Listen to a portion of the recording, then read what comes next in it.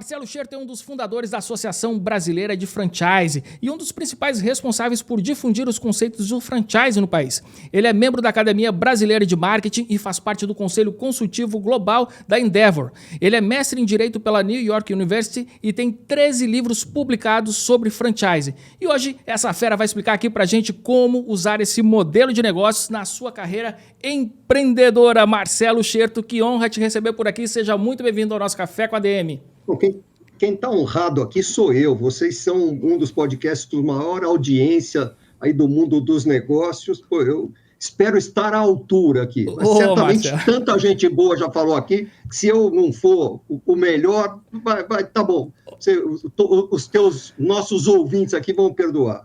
Que bacana, Marcelo. Marcelo, a gente já falou aqui no Café com a ADM com assim, dezenas, talvez centenas de empreendedores. Muitos deles são franqueadores dos seus negócios. E só que a gente nunca falou sobre o modelo de franquia, né? O franchising mesmo, como um modelo de negócio. Então, quando a gente quis falar sobre esse assunto, o primeiro nome que veio à cabeça foi o seu. Você é um cara top of mind quando o assunto é franquia. E aí eu queria saber... Espalha para ver se cola, Leandro. Espalha para ver se cola. Isso aí. Mas é isso aí, cara. Você é o papa do franchise aqui no Brasil. E aí eu queria começar aqui o nosso bate-papo assim, respondendo aqui essa minha curiosidade, né? O que te levou a se interessar por essa área, né? E a se tornar um verdadeiro expert no assunto? Rapaz, como a maior parte das coisas boas da vida foi o acaso puro. Eu adoraria dizer para você que eu tinha uma estratégia desde garotinho de trabalhar com franquia. Não tinha coisa nenhuma. Eu sou a 6ª geração de advogados na minha família e percebia que assim, eu ia acabar estudando direito e foi isso que eu fui fazer da vida. Mas eu gostava mesmo, era de um negócio chamado marketing, eu gostava de publicidade, eu gostava de propaganda. Então, eu, nas horas vagas, lia tudo que me caía nas mãos sobre propaganda, sobre marketing, sobre vendas, coisa e tal. Essa coisa estava dentro de mim de alguma forma. Mas, profissionalmente, eu fui para a advocacia, né? E quando eu me formei, eu tinha uma grande preocupação. Minha OAB é número 52.000 e alguma coisa no estado de São Paulo. Significa que antes de mim já tinha mais de 50 mil advogados só no estado de São Paulo atuando, né? E eu disse, pô, eu vou ser mais um, cara, eu vou ser mais um nesse. Então, eu, como lia muito sobre marketing, eu tinha muito claro o conceito de nicho de mercado. Estava na minha cabeça, eu era muito jovem, eu tinha 22 anos de idade quando eu me formei, mas para mim estava muito claro o seguinte, eu preciso encontrar um nicho onde eu seja o primeiro, onde eu seja o número 1. Eu tenho que encontrar esse nicho de alguma forma. E com isso na cabeça, eu fui fazer um mestrado em Direito nos Estados Unidos, em Nova York, na New York University. Eu fiquei lá entre 77 e 78, fiquei lá esses 2 anos.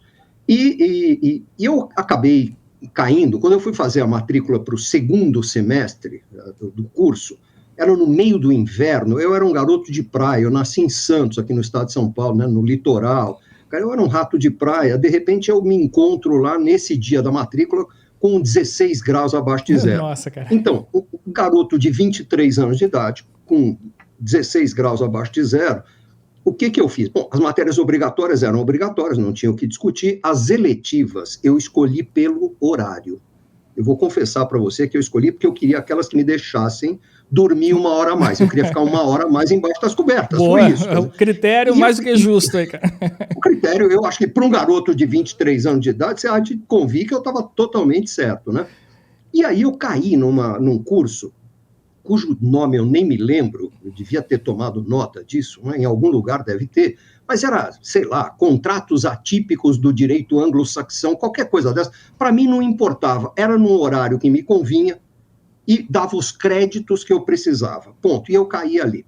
E eu caí com um professor que era um dos poucos especialistas em direito de franchising, no aspecto legislativo do franchising naquela época, e ele gastou mais da metade do curso falando dos contratos de franquia, ou do contrato de franquia. E caiu a ficha, falei, tá aí o meu nicho, eu vou voltar para o Brasil e vou ser o primeiro advogado especializado em franchising do Brasil. Tá aí, encontrei o meu nicho. Só tinha um erro no meu plano, né, um pequeno desafio no meu plano, que era o seguinte, eu voltei para o Brasil no final de 1978. Cara, não tinha ninguém fazendo franquia. Se você pensar, o Boticário começou em 81, a Localiza começou em 83, coisa e tal. Tinha meia dúzia de empresas que nem sabiam Não tinha nem, que aquilo nem que estavam fazendo se McDonald's, né? chamava franquia. Que é a principal Não referência, existia, não o existia. McDonald's foi depois. O McDonald's entrou no Brasil, se não me engano, em 84, 85, uma coisa assim. Por aí. Quer dizer, 6 anos depois, 7 anos, não tinha, simplesmente não tinha. Então eu fui encontrando um jeito de usar o meu conhecimento de direito com a minha paixão por marketing, por propaganda, por publicidade. E eu fui me especializando em contratos que tinham a ver com publicidade. Eu falava tanto o marketês dos departamentos de marketing, como o advogadês do departamento jurídico. Então, eu comecei a me especializar nisso e acabei diretor da Associação Brasileira de Anunciantes, ABA, diretor jurídico, veja bem. E lá dentro eu conheci algumas pessoas espetaculares, que alguns são meus amigos até hoje. Um dos caras que estava lá era um cara chamado Marcos Cobra, professor da GV, professor da área de marketing da GV, que tinha sido contratado por uma editora, a McGraw-Hill Books, naquela altura, para lançar uma coleção de livros de marketing de brasileiros para brasileiros, porque é muito interessante, exceto os livros do próprio Marcos Cobra e um ou outro autor, a grande maioria dos livros de marketing no Brasil naquela época, estamos falando aí de 84, se não me engano, talvez 85, 86, os livros eram livros escritos por americanos ou por ingleses traduzidos, não eram livros de brasileiros para brasileiros. E a McGraw-Hill teve a ideia de lançar uma coleção de marketing de brasileiros para brasileiros, e aí o Marcos Cobra era o coordenador, e ele me chamou para escrever um livro sobre os aspectos jurídicos do marketing. Ele queria que eu escrevesse isso. E eu falei, tá bom, Milton, eu topo qualquer negócio aí, vamos fazer, coisa e tal, vamos em frente, é um desafio legal, nunca escrevi um livro na vida. Ele falou, então tá, só que como nem eu, nem o Milton Mira Assunção, que era o diretor da McGraw-Hill naquela altura, como nós dois não entendemos nada do teu jeito de escrever, não sabemos, não conhecemos o teu jeito de escrever, a gente queria que você escrevesse um capítulo e mandasse para nós, para a gente analisar se você sabe escrever, né?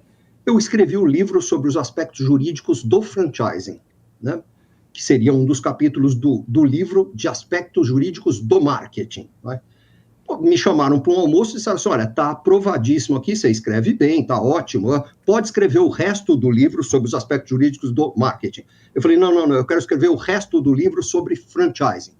O Milton falou, Marcelo, não faça isso, não tem público, cara, ninguém vai ler, franchising não quer dizer nada no Brasil, ninguém conhece esse negócio, ninguém sabe o que quer dizer, cara, eu vou ter problema até com o livreiro, que não vai saber em que prateleira colocar um livro desse tipo. Cara, não faz isso comigo. Eu falei, Milton, porra, eu quero escrever, eu garanto que vai ter mercado, você vai ver, o franchise vai chegar no Brasil. Eu sou um bom vendedor, cara. E aí eu vendi para eles a ideia de fazer esse livro, e o Milton ainda me deu uma resposta que eu achei genial. Ele disse, como editor, eu posso te dizer uma coisa, em 1/3 dos livros que eu lanço, eu perco dinheiro, em 1/3 dos livros eu empato, e 1/3 eu ganho dinheiro. Tomara que o teu esteja entre os que empatam, cara. Tomara. Porque eu não acredito nesse livro de jeito nenhum, mas vamos lá, acredito em você, não acredito no livro. E a gente lançou o primeiro livro de franchising do Brasil, né? E foi uma explosão, vendeu, teve 3 edições, foi um negócio assim, que bacana, uma surpresa para todo mundo, foi muito legal. E aí, para escrever o livro, eu comecei a me encontrar com as pessoas, as poucas pessoas que eu sabia que praticavam franchising no Brasil naquela altura. Eu precisava entrevistar, eu precisava de cases. Então, eu fui conversar com o Miguel Kriegsner, do Boticário, que me recebeu muito bem. Eu fui conversar com o Ricardo Young, que na época era ainda o presidente do IASG, e por aí foi. E a gente acabou organizando uns encontros, uns almoços, para falar de franquia, porque em cada almoço, cada um trazia mais 2, 3 amigos, aí os amigos traziam amigos. Uma bela altura, nós tínhamos lá, sei lá, 40 e tantas pessoas num almoço desse, quando eu propus da gente criar a Associação Brasileira de Franchise. Na hora que apareceu que tinha que fazer trabalho, tinha que pôr dinheiro na coisa, a grande maioria vazou. Mas uns 8 ou 9 toparam, e foi aí que a gente fundou a Associação Brasileira de Franchise. Ela foi fruto desses almoços, né? A ata de fundação, quem escreveu fui eu, à mão, lembra que eu era advogado naquela altura, eu cuidei do registro, a primeira sede foi no meu escritório de advocacia, Mas até então eu pensava em ser um advogado especializado em franquias. Foi quando me caiu a ficha o seguinte, eu não vou ter cliente, porque ninguém faz franquia nesse país. Então, eu vou fazer o seguinte, eu vou criar uma empresa de consultoria, me associei com outro cara, para criar uma empresa de consultoria com o tortuoso raciocínio que era, a empresa de consultoria vai gerar clientes para a minha prática de advocacia. E com o tempo, o que acabou acontecendo foi que eu larguei a advocacia e virei 100% consultor. Pô. Então, como você vê, é o seguinte, tudo é acaso, cara, tudo foi o acaso. Eu acredito muito no acaso, a importância do acaso na vida da gente. Porém, eu também entendo que você tem que estar preparado, porque o acaso apareceu, mas eu estava preparado. Quando me colocaram o desafio de escrever um livro, eu fui lá, eu já tinha feito pesquisa, eu já tinha levantado, eu podia escrever, né? Sabe assim, alguma coisa eu já tinha na mão. Então, eu acredito muito em você se preparar, porque a sorte vai pintar, ela vai quicar na sua frente. Com certeza. A bola da sorte vai quicar. Você precisa estar pronto para chutar ela em gol, né? Porque senão você vai mandar ela para fora do campo, né? Verdade. Aqui já temos aqui uma grande lição aqui no começo desse nosso bate-papo. Marcelo, me diz uma coisa. Quando a gente começou a ter esse modelo de negócio mais popularizado no Brasil, e aí você falou quando o McDonald's chegou no Brasil, que eu acho que começou a ter uma febre, né? Se falar muito em franchising. E parecia que o franchise era a bala de prata do empreendedorismo, né? Que você ia pegar um modelo de negócios já totalmente validado, com marketing perfeito, tudo mais, que era só abrir aquele negócio que era sinônimo de sucesso. Ali o sucesso seria certo. E mais na frente a gente viu que também não é bem assim. Você poderia delinear aqui para a gente aqui quais são as vantagens do modelo de franquia e também as possíveis desvantagens, né? Onde é que a gente pode diminuir os riscos, né? Quando a gente for, enfim, né? Porventura abrir uma franquia? Posso sim, Leandro. Eu só quero voltar um pouquinho no que você disse aí, que realmente parecia que era a solução de todos os problemas, e como tudo no Brasil, né? Porque o Brasil é assim, o brasileiro é assim. Aí um monte de gente começa a copiar, vê alguém fazendo e começa a copiar. O problema de copiar sem conhecer profundamente aquilo que você está copiando é como se você estivesse num barco e avistasse um iceberg e se propusesse a pintar, ou desenhar aquele iceberg. O que você desenha? O que está para fora da linha d'água. O que está para baixo da linha d'água não só é muito maior, como é muito mais importante, é o que dá sustentação para aquela pontinha. Então, um monte de gente copiou o que enxergava. E o segredo do sucesso estava naquilo que não era visível naquele momento. Então, só achei que era um parênteses importante fazer. Quais são as grandes vantagens da franquia? E eu vou colocar dos dois lados, né? Do lado do franqueador. Franqueador normalmente é uma empresa que ou já tem um negócio ou está disposta a criar um negócio que possa ser replicado, né? A grande vantagem é que ela a franquia gera um canal de vendas altamente controlável, onde você pode definir todos os padrões da loja, o padrão de uniforme, o script de venda, a forma como o produto é iluminado, o cheiro que a loja tem. Você pode realmente ter um nível de controle que nenhum outro canal, talvez o canal Operações Próprias, permita. Então, a franquia, pela sua própria natureza, é um canal que permite muito controle. Permite também que a empresa cresça com o dinheiro dos outros, com o dinheiro do franqueado. A empresa não tem dinheiro para abrir um monte de lojas. Vamos olhar um exemplo lá para trás e um exemplo mais recente. O Boticário, cara, o Boticário era uma farmáciazinha que se virou uma lojinha de loções e produtos para cuidados pessoais, coisa e tal. Mas o Miguel era um empresário pequenininho, né, muito empreendedor, muito visionário, criou produtos de altíssima qualidade, mas ele não tinha dinheiro, ele mal tinha dinheiro para abrir 1, 2, 3 lojas, cara. Ele não tinha dinheiro para abrir as 4.000 que ele tem hoje, né? Porque assim, então ele conseguiu sair de 1, 2, 3 para 4.000, porque ele usou o dinheiro dos outros, a capacidade de trabalho dos outros, os relacionamentos locais dos outros. Então, como forma para expandir uma empresa, como estratégia para expandir uma empresa, o franchising apresenta uma série de vantagens absurdas. Quais são os grandes desafios do franchising para uma empresa que se propõe a crescer com ele? É que você não tem empregados, né, lá na ponta, você tem empresários, o franqueado é um empresário, ele é o dono daquele ponto, você pode ser o dono da marca, mas ele é o dono do ponto.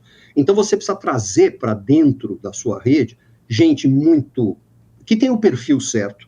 Você precisa qualificar essas pessoas, capacitar essas pessoas, você precisa ensinar elas como tocar o negócio, você precisa estabelecer padrões, estabelecer através de manuais, checklists, roteiros, vídeos, etc, etc.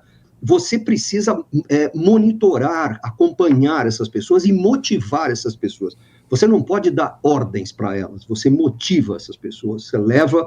Você não pode ser chefe quando você é franqueador, você tem que ser líder, que é um bicho muito diferente. Alguém já deve ter explorado isso aqui no seu podcast. Então, eu vejo que há grandes vantagens, há esse desafio grande, que é você lidar com uma rede formada por empresários que são autônomos e que você tem que coordenar e orquestrar.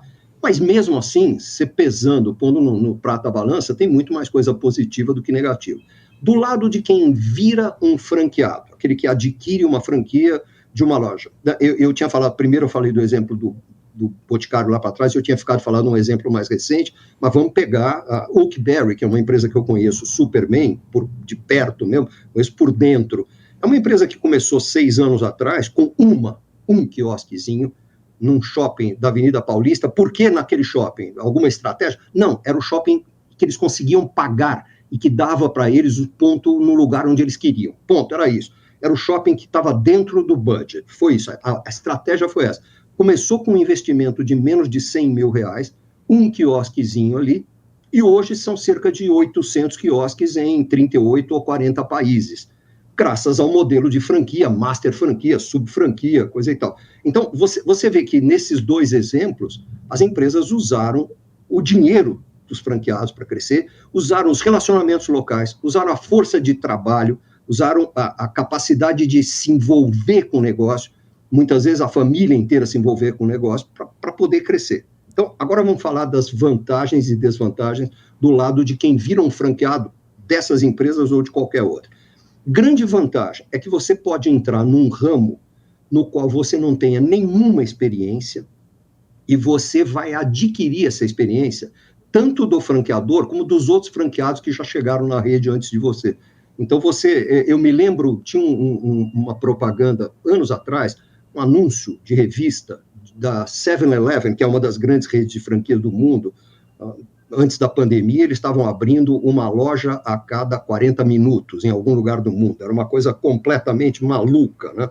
Os caras têm, eu nem sei mais o número de lojas que eles têm, é uma coisa absurda, né? São muito fortes na Ásia, embora tenha começado nos Estados Unidos. É uma rede de lojas de conveniência que já teve aqui no Brasil, aqui não foi bem sucedida naquela época, acho que escolheu os parceiros errados, talvez, não sei dizer. Mas tinha uma propaganda da 7-Eleven, que era um rapaz muito jovem com uma prancheta na frente de uma loja 7-Eleven, e o título lia o seguinte: é o primeiro dia dele neste ramo de negócios, e ele já tem 72 anos de experiência. Para mim, esse anúncio resume o que é a franquia como vantagem para o franqueado. É você entrar num negócio que você nunca viu na vida, e você já ter 20, 30, 40, 70, 100 anos de experiência, porque te ensinam tudo mastigadinho, tudo detalhado, como você tem que implantar aquele negócio, como você tem que operar, como você tem que administrar aquele negócio. Grandes desafios ou desvantagens aí. Dá certo porque tem padrões. Então você tem que seguir esses padrões. Não importa o teu gosto pessoal. Eu odeio amarelo. Se eu sou franqueado do McDonald's, meu logotipo vai ser amarelo. Mas eu não quero ter só açaí dentro da minha loja. Se você for franqueado do Oakberry, você vai ter só açaí e os toppings dentro da loja. Eu queria colocar um sequilho que a minha tia faz. Não vai colocar o sequilho que a tua tia faz. Você não tem esta liberdade. Você tem que seguir padrões, porque são esses padrões que garantem o sucesso daquilo, né? Então você tem isso.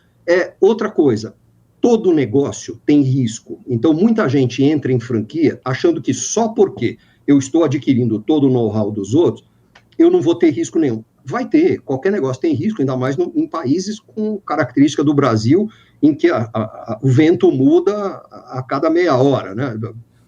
A economia, a política aqui no Brasil, me lembram muito uma vez que eu fui para o extremo sul da Patagônia chilena, e o guia, no primeiro dia, estava um frio do cão, com aquela chuvinha fina. Ele falou: você não está gostando do tempo? Eu falei: não estou gostando nem um pouco. Ele falou: não faz mal, espera 20 minutos, porque muda. Porque aqui, a cada 20 minutos, muda o tempo. Cara. E mudou, de fato, virou um puta sol. Daí a pouco estava fazendo um calor do cão, daí a pouco começou a ventar e fez frio de novo. Então, a economia e a política aqui no Brasil são assim, né? Você parece nuvem, né? Como já disse o velho José Maria Alckmin, que não tem nada a ver com o vice-presidente da República atual, mas o José Maria Alckmin dizia que política é como nuvem, você olha, está de um jeito, daí a 2 minutos você olha, já está de outro jeito, mudou, né?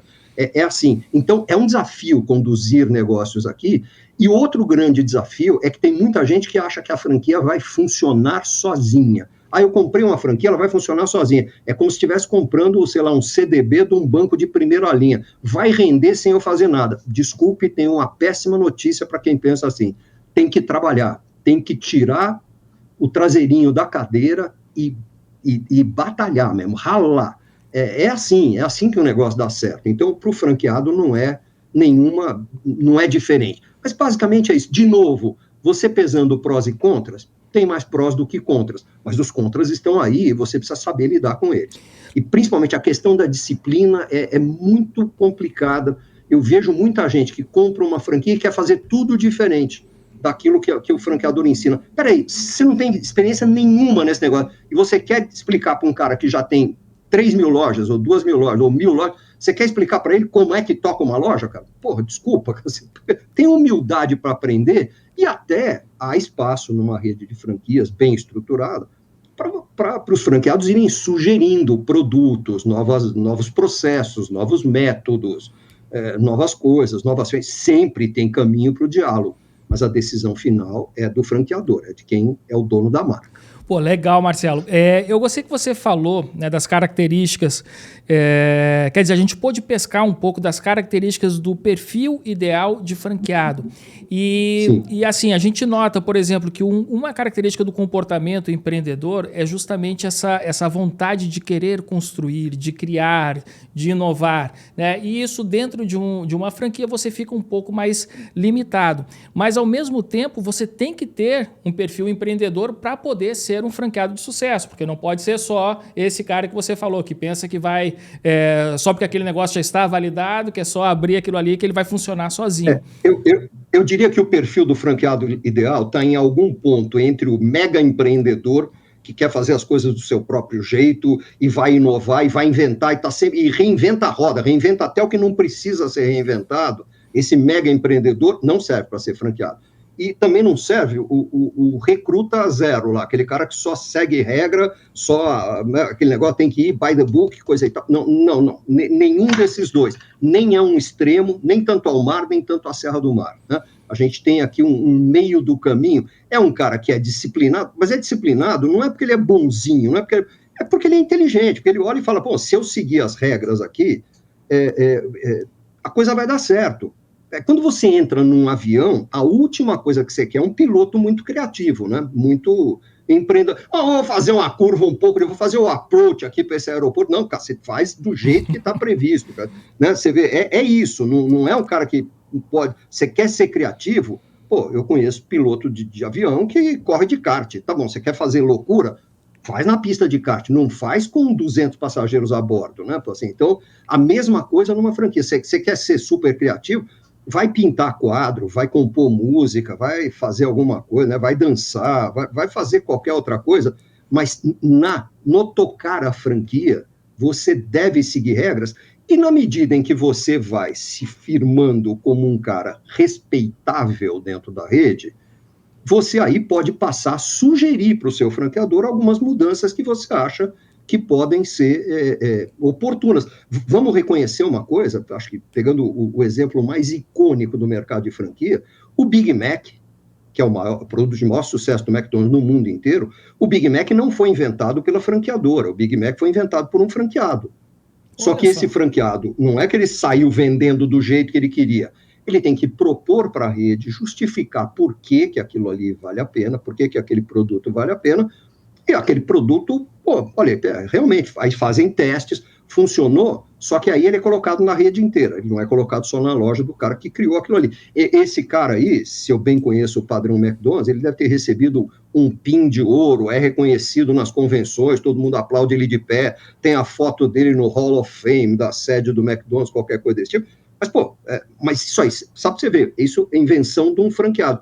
Se a gente pegar um exemplo brasileiro, dentro da Casa do Pão de Queijo, que é uma rede de franquias conhecida, tradicional aqui do Brasil. Pô, deu vontade agora. É bom, né? Eu também estou com uma fome louca. Mas aquele pão de queijo recheado, que eles chamam de panino, aquilo ali, que nada mais é do que um pão de queijo que já está um pouco ressecado, ele não está impróprio para o consumo, mas ele não está com aquela textura fresquinha. Então, este pão de queijo você abre e coloca dentro requeijão, queijo, catupiry, sei lá o quê, e você coloca numa prensa ali aquecida, né, numa grelha, e aquilo sai um produto que eu acho, sinceramente, um dos melhores produtos da rede. Isto foi invenção de um franqueado para aproveitar os pães de queijo que seriam descartados e que ainda estavam próprios para o consumo, mas não estavam fresquinhos, não estava aquilo. O cliente não queria aquilo. Então foi um jeito dele transformar um produto que seria jogado fora em alguma coisa que é aproveitável e rentável, né? E que acabou virando um baita sucesso na rede. De novo, invenção de um franqueado, não do franqueador.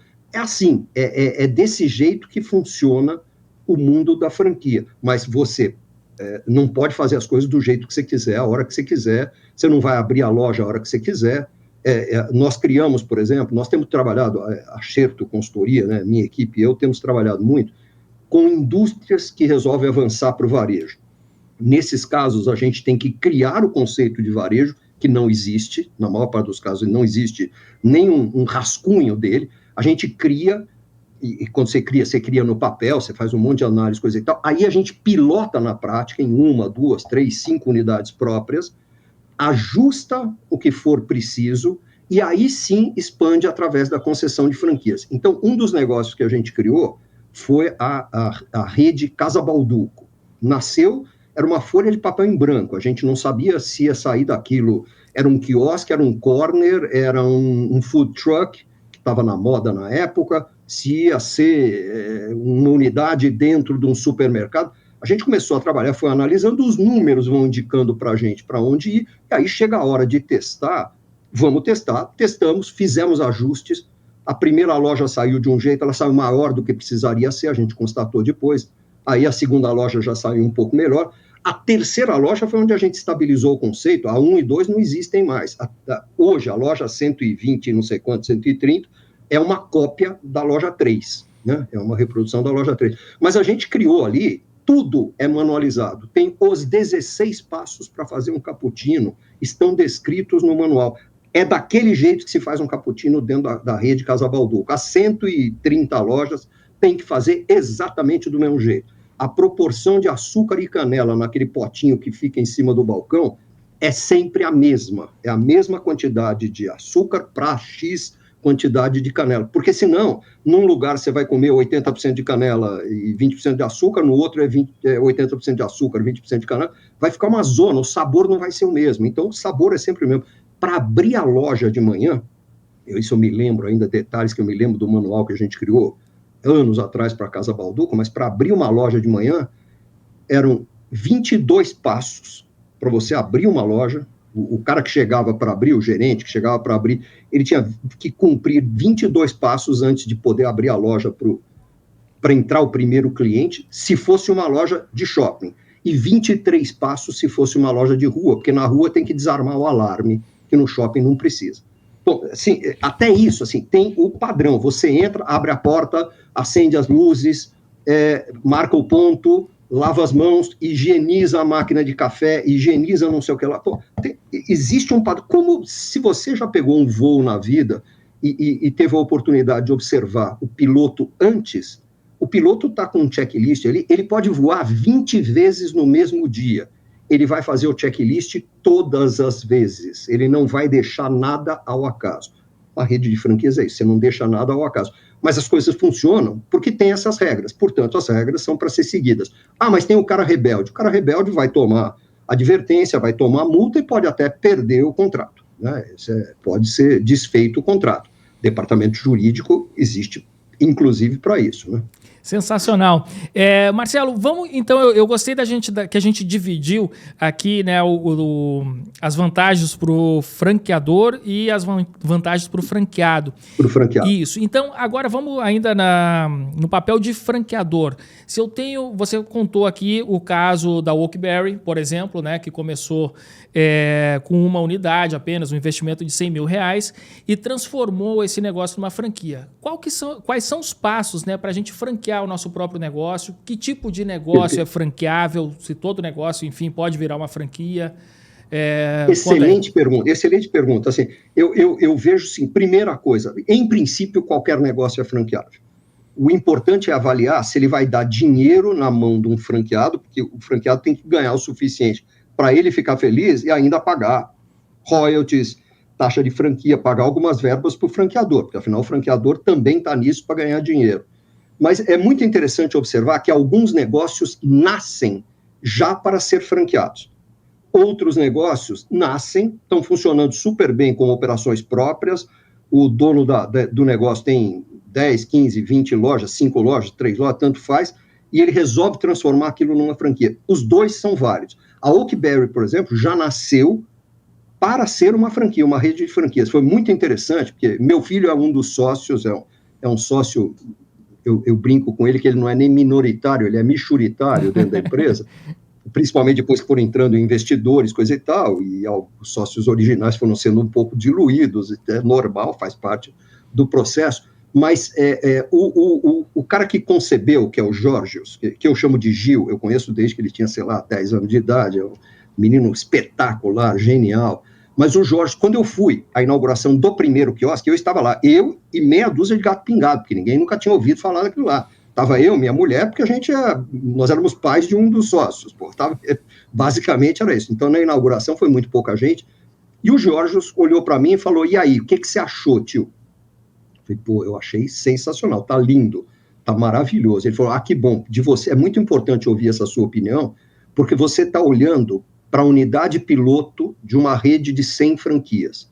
Daqui a 2 anos, nós vamos ter 100 quiosques como esse rodando aqui no Brasil. Ele estava errado, porque 2 anos depois eles tinham 200 e poucos, eles não tinham só 100. Mas já nasceu com a intenção, e não só com a intenção de ser franquia, mas de ser uma franquia internacional. A marca foi escolhida para ser internacional, o visual do quiosque foi escolhido para ser agradável no Brasil, na Arábia Saudita, na China ou na Inglaterra, tanto faz, né? Aliás, eles estão em 38 ou 40 países nesse momento. Então, já nasceu assim. Né? Então, mas vamos voltar para... E se olhar McDonald's tinha umas operações próprias, 1, 2, 3 lanchonetes. Quando os irmãos resolveram franquear, não deu muito certo. E depois chegou lá um cara chamado Ray Kroc, que comprou os direitos de franquia daquilo. Quem assistiu o filme Fome de Poder conhece isso. Se não assistiu, eu recomendo que assista, para quem se interessa por franquia. Esse é obrigatório. Fome de Poder um filme, é obrigatório. Você vai ver, inclusive, o lado negro do Ray Kroc, desse cara que foi quem fez o McDonald's virar o que virou. Né? É bem interessante. O filme é razoavelmente fiel à realidade. É bem interessante, mas vale a pena ler, é uma grande lição de franquia. Mas vamos ver aí quais são os passos para você pensar em franquear. Né? Primeira coisa, você tem que ter um negócio, ou você tem que estar disposto a montar um negócio, testar esse negócio e depois franquear. É muito difícil criar um negócio sem testar e sair franqueando. Eu me lembro de um caso em que a gente fez isso, mas por trás tinha uma empresa monstruosa com dinheiro para burro, né? Foi quando a gente criou as lojas da Samsung. Eu participei, na minha equipe, e eu participamos da criação das lojas da Samsung. E a Samsung não abriu nenhuma loja própria, até para não entrar em choque com clientes, mas, em compensação, nós escolhemos para serem franqueados da Samsung donos de empresas que já revendiam produtos Samsung. Já tinham suas redes de lojas de eletroeletrônicos, já eram clientes Samsung, já sabiam vender aquele tipo de produto, mas tiveram que criar uma empresinha, um CNPJ separado, tiveram que seguir as regras que nós tínhamos estabelecido, tiveram que fazer, por mais que eles soubessem tocar negócio, tiveram que se enquadrar naquilo, e se enquadraram. Só para você ter uma ideia, a meta, quando a gente criou as lojas Samsung, era ter 50 lojas no Brasil, era atingir, e não tinha nem prazo para isso. Se chegasse a 50 lojas, os coreanos estavam super felizes. Hoje são, acho que, o último número que eu vi estava em volta de 470. Então, quer dizer, mas é um projeto genuinamente brasileiro ou se importou alguma coisa de fora? Projeto brasileiro, o projeto nasceu aqui. O projeto nasceu aqui, porque naquela altura, a Samsung Brasil, nós estávamos vivendo o Lula 1, né, o primeiro governo Lula, aquele negócio, um tsunami lá fora, uma marolinha aqui, crédito para o consumo abundante, o universo inteiro conspirando a favor do Brasil naquele momento, coisa e tal. E os coreanos lá fora resolveram que a Samsung tinha que entrar no varejo e que o Brasil queria começar esse projeto. E porque eles estavam, eu imagino, ninguém me disse isso, mas eu imagino que sim, eles estavam olhando a Apple com grandes lojas, se dando super bem. Pô, nós temos que lutar nessa frente também, né? E aí, os executivos que estavam na Samsung Brasil naquela altura montaram 2 lojas enormes, uma em São Paulo, uma em Recife, com linha completa de produtos, lojas dentro de shopping, uma com 500 metros quadrados, outra com 600 metros quadrados. E as lojas estavam fazendo água, pô, é óbvio, qualquer um sabe que vender televisão dentro vender televisor dentro de shopping center só vai dar prejuízo, a conta não vai fechar, né? Pô, isso aí não faz sentido. Então, se fosse para ser uma ação mercadológica, tudo bem, mas era uma ação para ganhar dinheiro.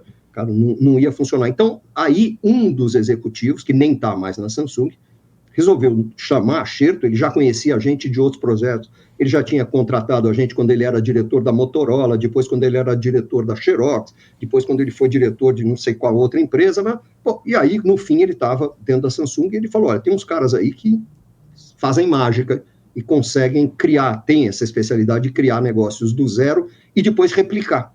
E provavelmente isso aqui vai virar uma franquia. Então vamos chamar esses caras. Chamaram a gente, e a gente, a primeira coisa que fez foi encolher o mix, encolher o tamanho de loja, encolher tudo, e criamos essas lojas que você vê aí, que a gente brinca, né? Naquela altura a gente brincava, mas era pura brincadeira, mas é que só tinha produtos movidos à bateria. Então tinha tablet, smartphone, computador, acessórios para tablets e smartphones, e planos de telefonia, que, aliás, é basicamente o que tem até hoje dentro dessas lojas. E são lojas de 50, 60, 70 metros quadrados, não de 500, 600 metros quadrados, e vendem uma linha de produtos. Por que esses produtos foram escolhidos? Eles ocupam pouco espaço, eles têm um ticket médio bastante alto, e eles têm uma margem boa. Então, pronto, assim, Então, como eu te disse, né, muitas vezes os números é que indicam qual é o caminho que a gente vai seguir. A gente é muito cartesiano, a gente olha muito para número, a gente olha muito para a engenharia tributária do negócio, mas vamos dar um passo atrás. Como é que a gente faz para planejar? A primeira coisa é que exista um negócio, ou que exista a disposição de criar um negócio e testar um negócio na prática, né? Já que nem todas as empresas são do tamanho da Samsung. Porque se desse errado o projeto da Samsung, ela simplesmente recompraria as lojas de volta, acabou, não ia ter problema nenhum. Na maior parte dos casos, não é isso que acontece. Então, você cria uma loja, ou você já tem uma loja, aí você analisa, essa loja, ela é rentável? Ela é rentável aqui, mas ela seria rentável em outras cidades também? É viável? Existe mercado para ela em outras cidades, em outros bairros, em outros estados, em outros países, coisa e tal? Como é que eu faço para analisar isso? A engenharia tributária desse negócio no Brasil é muito, muito importante, porque muitas vezes você estruturar do ponto de vista comercial, operacional, super legal, não resolve. Você precisa estruturar também do ponto de vista fiscal, porque o Brasil é um cipoal. O Brasil tem uma das piores legislações fiscais, talvez a pior que eu conheço de todas, e é uma legislação, inclusive, ela é perversa e ela é burra, é muito burra, porque ela estimula o empresário a ficar pequeno, né? Porque tem aquela história do simples, se você sair do simples, você incide numa tributação muito mais pesada, muito mais agressiva. É realmente boa, é uma visão de quem não entende do mundo dos negócios. Assim, eu espero que isso um dia mude. Nós precisamos terrivelmente de uma reforma tributária, e não é esta que estão propondo aí, né? Assim, mas vamos mudar de assunto aqui rápido, antes que a gente fique nervoso. Mas assim, você tem que analisar. Mas foi bom ter tocado nesse ponto e ter feito aqui, porque realmente é muito complicado para qualquer empresário, né? Olha, minha equipe, eu tenho trabalhado muito em outros países da América Latina, Uruguai, Argentina nesse momento é uma desgraça, nós já fizemos vários projetos, Paraguai, Chile, temos trabalhado muito no Chile, México, Peru, coisa e tal. Pô. Chile acho que foi o país onde a gente mais fez projetos. A gente não tem que se preocupar com a engenharia tributária no Chile. Você não tem que se preocupar. Pô. Simplesmente tem IVA. No fim, então, não só é uma tributação baixa, não tem dentro da empresa, não tem que ter uma área inteira pensando. Eu vou te dar um exemplo que eu acho que é bastante ilustrativo da situação que a gente vive. Tem uma grande empresa global, eu não vou citar nome aqui, porque eu não tenho autorização para isso, mas tem uma grande empresa global que faz logística de alimentos para redes de fast food, que entrega em várias redes de fast food, várias marcas, compra do produtor, estoca, separa, faz o picking, entrega loja por loja. É uma empresa global que está presente aí, até onde eu me lembro, em cerca de 120 países. Esse foi o último número que eu vi dele, 118, 119 países, uma coisa assim. O Brasil é o único país do mundo, desses 119 que eles têm, onde eles estão presentes, onde eles têm um departamento de engenharia tributária. Porque no Brasil, tributação também é logística. Muitas vezes faz mais sentido, por questões tributárias, você trazer um produto de 1.000 quilômetros de distância do que trazer ele de 20 quilômetros de distância. É um absurdo, cara. Porque tributar... É um absurdo.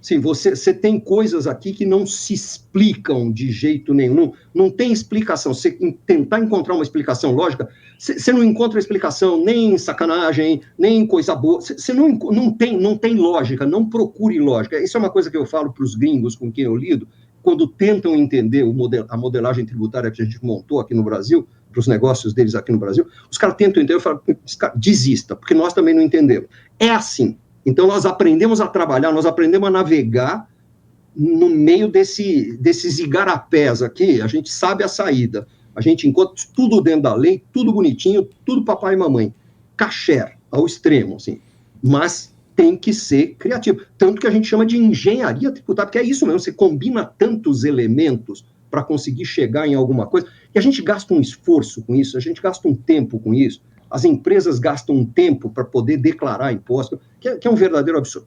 Vamos voltar para o nosso tema aqui.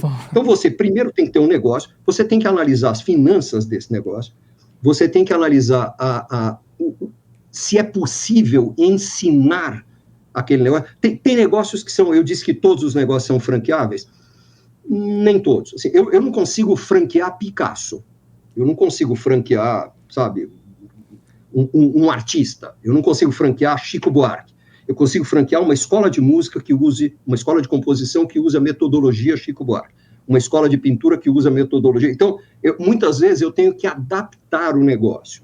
Primeiro, muitas vezes eu tenho que adaptar o negócio.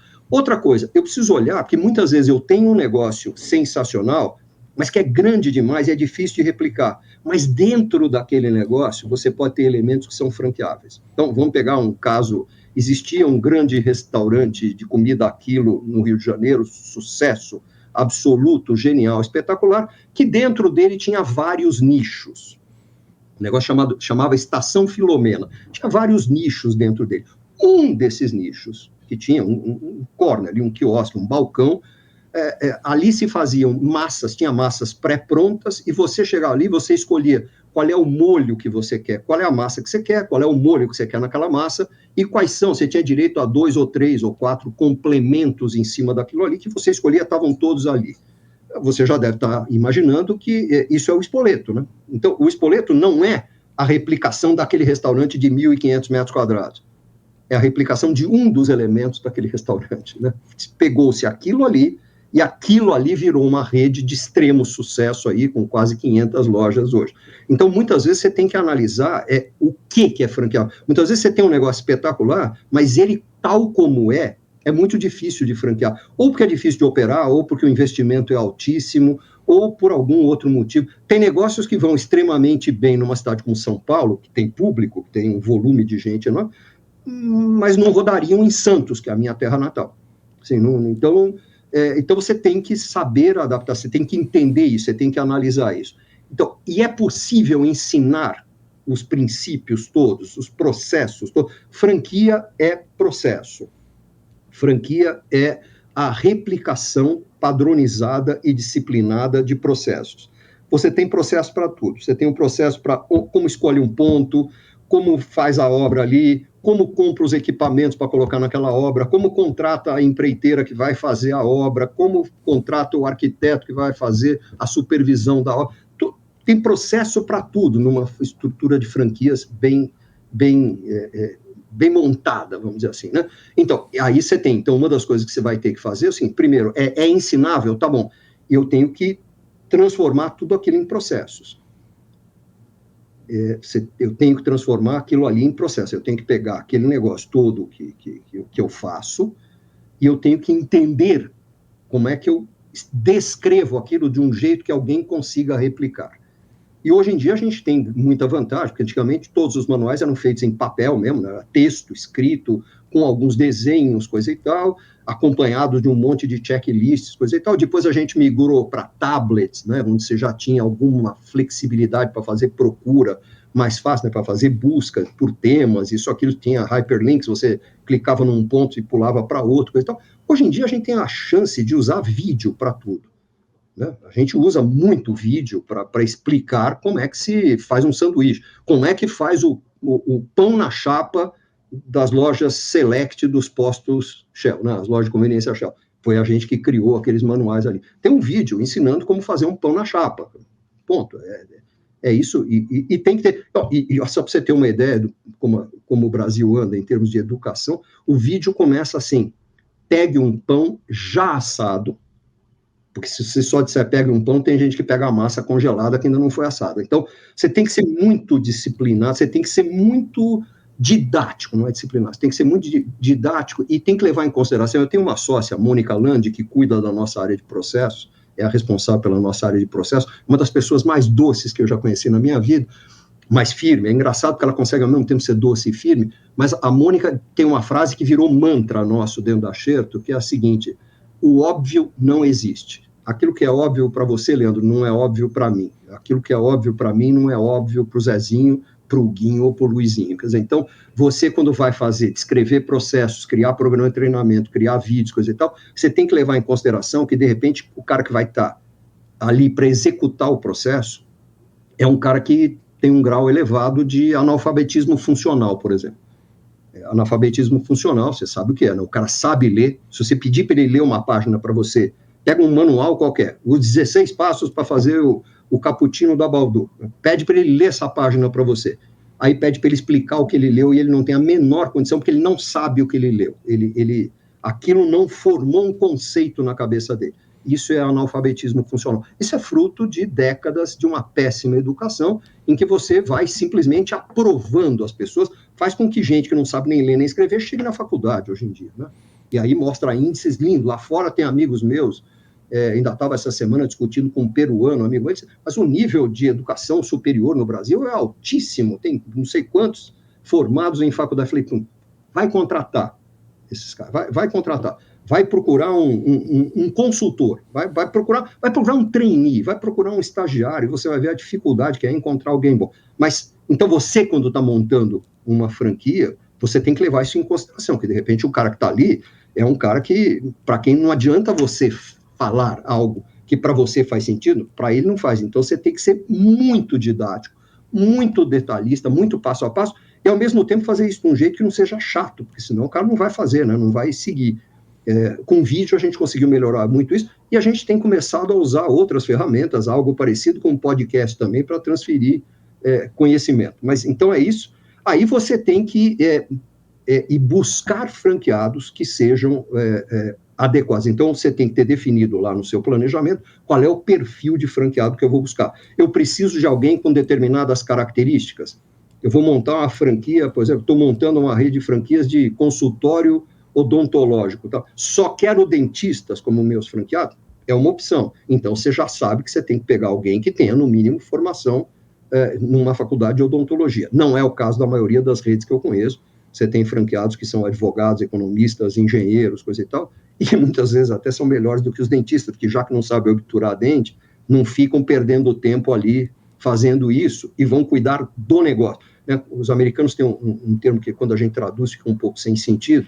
Não é work in the business, é work on the business. É mais ou menos, não é trabalhar no negócio, é trabalhar o negócio. Né? Então, isso muitas vezes você tem que definir qual é o perfil e você aí vai atrás desse perfil.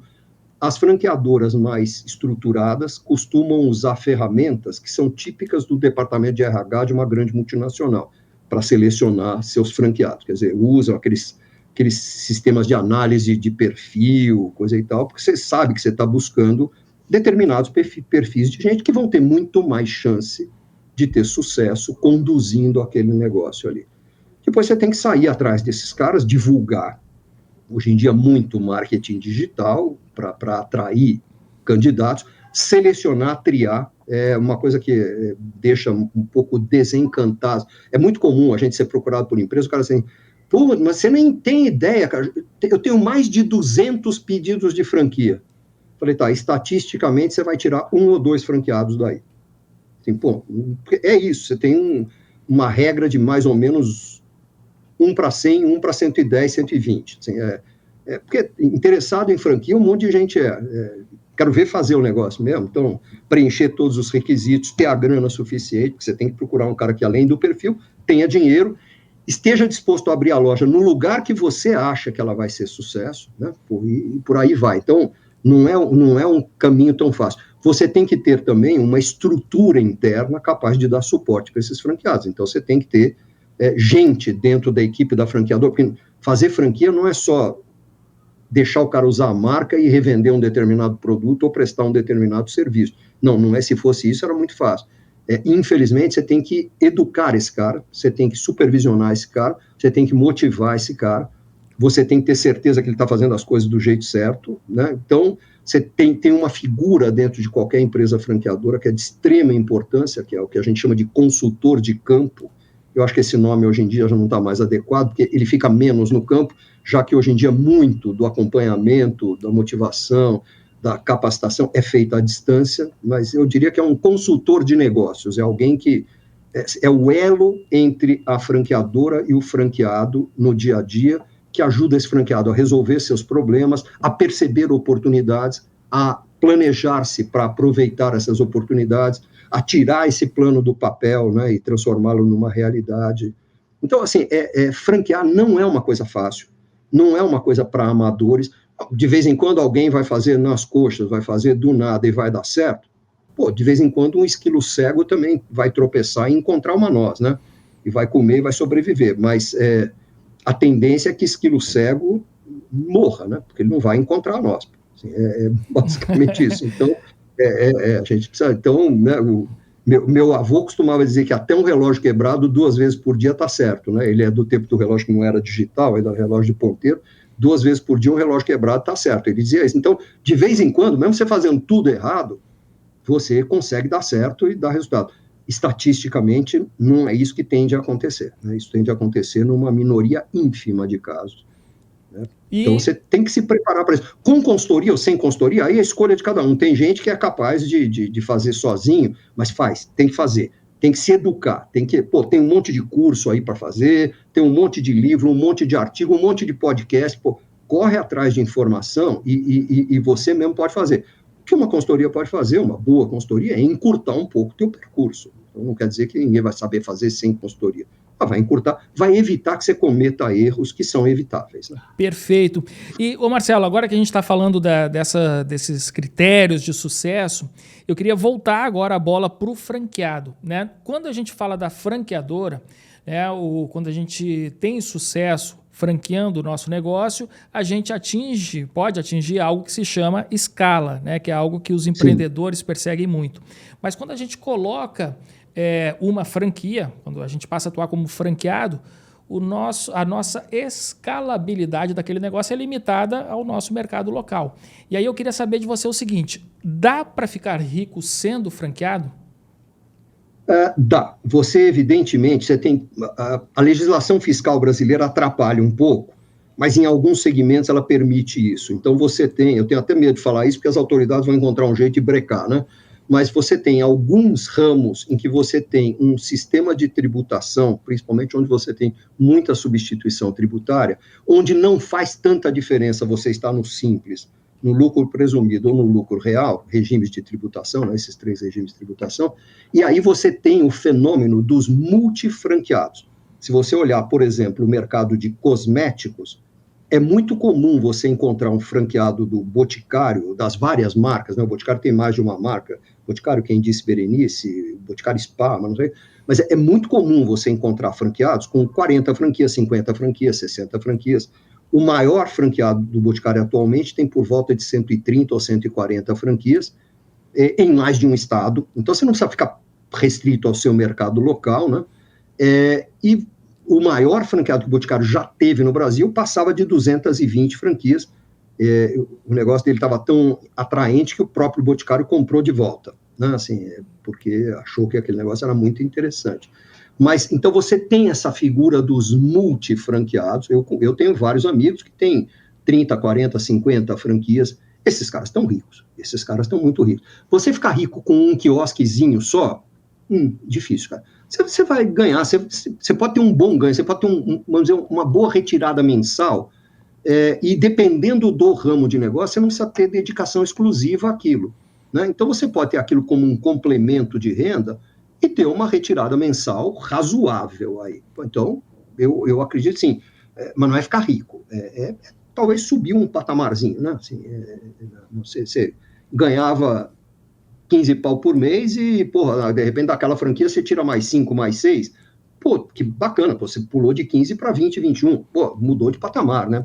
Permite que você alugue um apartamento maior, permite que você compre um carro novo, financie um carro mais legal, mais bacana, permite que você faça uma viagem que antes você não poderia fazer. Então, realmente, mas ficar rico mesmo, aí eu entendo que você precisa ter mais de uma franquia, assim, precisa ter um número razoável que gere resultado. Porque, vamos pensar bem, se eu olhar para uma lojinha de shopping, coisa e tal, não vai deixar um resultado fantástico, porque nenhuma loja de shopping fatura um absurdo. Você tem exceções? Tem, mas a grande maioria tem um faturamento aí limitado. Então, vai dar para o cara ter um bom ganho. O que eu tenho visto, eu tenho inclusive amigos que fazem isso, o chefe de família, vamos dizer assim, o marido, continua na sua atividade principal, seja ele autônomo, seja ele médico, seja ele um pequeno empresário, seja ele um executivo de multinacional, ele continua com a atividade dele, monta uma franquia que a mulher e os filhos tocam, né? E ele, à noite, no final de semana, dá uma olhada, ajuda, orienta, ele normalmente tem mais experiência em negócio, dá uma orientada. Então, eu vejo que como um complemento de renda familiar, é um negócio fantástico, genial, sensacional. Ficar rico depende, a mesma coisa, depende de escala, né? Você precisa ter escala. Muito bem.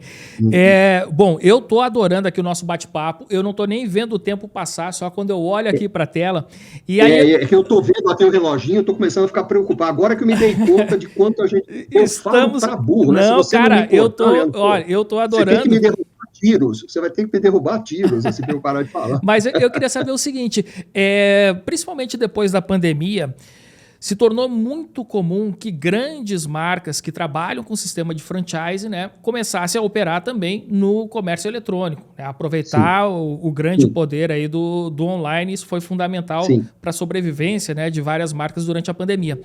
Esse tipo de movimento dessas marcas não acaba canibalizando, né, o seu próprio modelo original de negócio, que é o franchise, né?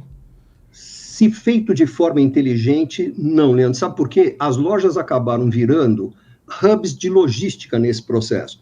Então, você entra num site, uma grande marca de chocolate aí, que tem seu depósito num outro estado aqui, coisa e tal, você entra no site deles, no e-commerce deles, ou no Instagram deles, ou coisa e tal, e compra lá. Eu compro uma caixa com 6 unidades de um determinado produto lá. O sistema deles vai consultar, já que eu coloquei meus dados ali para fazer a compra, o sistema vai consultar pelo CEP quais são as 3 lojas mais próximas de mim, de onde eu estou, né, do endereço que eu dei, vai ver qual dessas lojas tem em estoque, aquele produto e vai atribuir a venda para essa loja. Então, na verdade, o produto vai sair da loja mais perto de mim. Já me aconteceu, no caso dessa marca de chocolate, por exemplo, de eu comprar e eu, por acaso, estava na janela, período de pandemia, que tinha que ficar preso em casa, e aí eu olho e tem um garoto com uma sacolinha na mão vindo deixar na minha portaria. Não precisou de um furgão, não precisou de um caminhão, não precisou de... Então, do ponto de vista logístico, o produto chega rápido a um custo mais baixo, porque ele já está no estoque da loja que está aqui do meu lado. E a venda é atribuída para essa loja. Tem algumas redes que cobram uma taxa do franqueado por gerar essa venda para ele, um valor adicional, como um royalty adicional. Eu acho perfeitamente justo, afinal, essa venda ele não teria se não fosse a franqueadora. Mas as franqueadoras estão encontrando formas inteligentes de usar as lojas como hubs de logística. O papel da loja física mudou muito, Leandro, já vinha mudando. Eu digo sempre o seguinte, a pandemia não alterou a direção para onde o varejo estava caminhando. O que alterou foi a velocidade do percurso de uma forma brutal, né? Então, a loja já vinha tendo seu papel alterado, porque a loja antes era chamada um ponto de venda. Hoje ela é muito mais do que um ponto de venda, ela é um ponto de interação, ela é um ponto de educação do consumidor, ela é um ponto de troca de ideias, ela é um ponto de geração de conexão emocional entre o consumidor e a marca, e ela é um hub logístico também, né? Ela acaba atuando dessa forma. Se isso já vinha vindo antes, acontecendo aos poucos, com a pandemia se intensificou, e muita gente descobriu que pode usar a loja como um ponto de entrega, porque é muito mais fácil, muito mais rápido, muito mais barato, coisa. E é isso que as redes, de forma geral, estão fazendo. Eu acredito até que tem a gente ainda no modelo antigo, ou aquela coisa de ganância, né? Eu vou ganhar sozinho, já que essa venda é minha.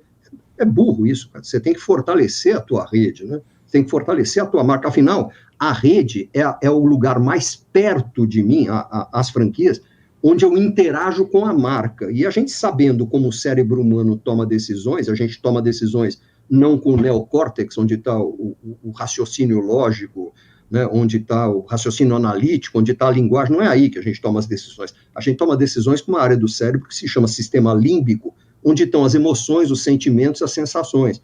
Então, cada vez que eu passo na frente daquela loja e sinto o cheiro, vejo a cor, vejo a loja, vejo a marca, e falo, pô, essa marca é forte, né? Essa coisa toda vai criando um awareness da marca dentro de mim. Sabe uma coisa muito interessante que a gente percebe, só para te dar um exemplo concreto? Se a gente coloca uma loja da Samsung dentro de um shopping onde tem uma loja de eletroeletrônico, uma ou mais de uma, que vendem Samsung, sabe o que acontece? A venda de Samsung nessas lojas cresce, ela não cai. Quando você coloca uma loja da Havaianas num bairro, a venda de Havaianas nas sapatarias daquele bairro sobem, elas não caem.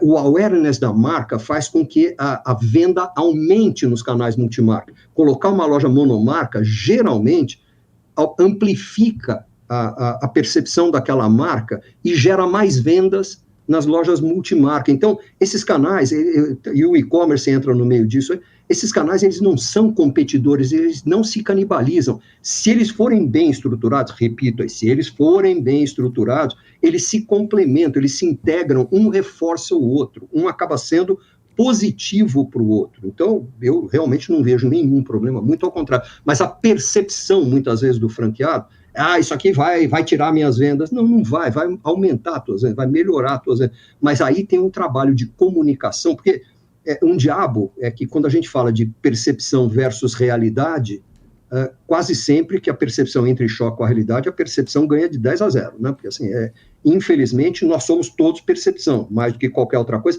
e somos todos seres mais emocionais ou mais irracionais do que racionais. Agora, você sabe como a gente toma a decisão. É com a área do cérebro onde está a emoção, sentimentos, sensações. Não é com a área do cérebro onde está o raciocínio lógico e o raciocínio analítico. Então, nós somos, todas as nossas decisões, elas são muito mais emocionais do que racionais. Então, cabe à franqueadora, quando for fazer isso, de criar um novo canal, criar uma nova coisa, e conversando, fazer isso com comunicação, com diálogo. Eu digo sempre... Tem um amigo meu, não tem nada a ver exatamente com isso aqui, mas você vai perceber que tem ligação. Eu tenho um amigo chefe de cozinha, que é um cara sensacional, terceira geração na família de chefe de cozinha, é um cara ótimo, brilhante. Ele diz sempre o seguinte, que sabe o que precisa para uma boa refeição? Qual é o segredo de uma boa refeição? Boa comida, boa bebida, baixa expectativa. Assim, quando você tiver isso, você vai ter uma excelente refeição. Então, você precisa trazer a expectativa do franqueado para a realidade, você precisa se comunicar com ele. Comunicação é extremamente importante num processo como esse, de multicanalidade. Agora, você não pode fugir da multicanalidade simplesmente porque o consumidor quer isso, né? Você tem que estar onde o consumidor quer que você esteja. Eu sou consumidor muito mais pela internet do que em loja física. Eu não gosto, eu não sou de ir em loja física, eu não gosto disso. Eu gosto menos disso do que eu gosto de comprar em shopping. Mas de vez em quando eu vou à loja física, de vez em quando eu estou com tempo para gastar. Eu tenho uma reunião, não dá para tempo de ir até o escritório, porque vai ficar tarde. Então eu vou entrar no shopping e vou querer olhar. Ali eu estou ali para gastar tempo. O mesmo consumidor tem duas necessidades diferentes. Quando eu quero conveniência, eu compro pela internet. Quando eu quero gastar tempo, ou eu sou rato de livraria, né? Eu gosto de entrar numa livraria para ver o que tem de novidade, o que não tem. Geralmente entro procurando numa seção e acho em outra, né? Assim, então, eu acho que o consumidor, você tem que estar aonde ele quer que você esteja, dependendo do momento de consumo em que ele se encontra, né? Então, ou seja, você precisa estar em todos os canais. Muito bem. Olha, eu falei que você era o cara, o papa do franchise no Brasil e eu não estava mentindo. E quem está aqui com a gente até agora pôde comprovar isso aí. Esse nosso bate-papo está tão bom, que merece até ser vendido aqui. Eu acho que esse Café com a DM aqui vai vou começar a cobrar aqui. Ó. Assistir esse episódio. Começa a cobrar. Olha, agora cobra, mas me paga um royalty, né? Total, já que falamos tanto de royalty. Vamos franquear o Café com a DM aí. Mas, foi um prazer enorme falar com você. Toda vez que você quiser conversar, eu estou disponível. Eu sou um fã seu aí, então... a hora que você quiser. Foi demais e aprendi muito e tenho certeza que os nossos ouvintes aí vão tirar muito proveito desse bate-papo. Dava para ser vendido como curso aí, mas aproveite aí que é de graça aí, Café com a DM. Ô Marcelo, muito obrigado, cara, aí pela participação, por compartilhar tanto conhecimento e experiência aqui com a gente. Eu que te agradeço, me dá todo esse tempo. Eu acho que você vai acabar cortando esse podcast. Não, vai ser na íntegra, cara, porque conteúdo bom não tem isso. A gente não vê o tempo passar, né? E fica ainda com gostinho de quero mais. Temos que bater, tomar um cafezinho mais vezes. Cara, me chama, tô aqui. Beleza, mas valeu demais, cara. Foi perfeito aí. Obrigado. Super abraço para você e um abraço a cada um dos ouvintes que nos aguentou até aqui. Vai. Que isso, cara. Valeu demais. E você, o que achou desse Café com a DM aqui, turbinado de cafeína com Marcelo Scherto? Eu aqui tô pilhadaço aqui. Empolgado com o modelo de franchise, já estou pensando aqui em várias possibilidades também para trocar umas ideias na sequência aqui com o Marcelo. E então compartilha esse conhecimento que foi gerado aqui hoje pelo Marcelo Scherto com seus amigos. Manda lá no grupo de WhatsApp, manda no Instagram, marca a gente no @Café com a DM e também no @administradores para a gente saber que você curtiu esse conteúdo aqui de hoje. E na semana que vem a gente volta com mais cafeína para vocês. Combinados então? Então até a próxima semana e mais um episódio do Café com a DM, a sua dose de cafeína nos negócios. Até lá!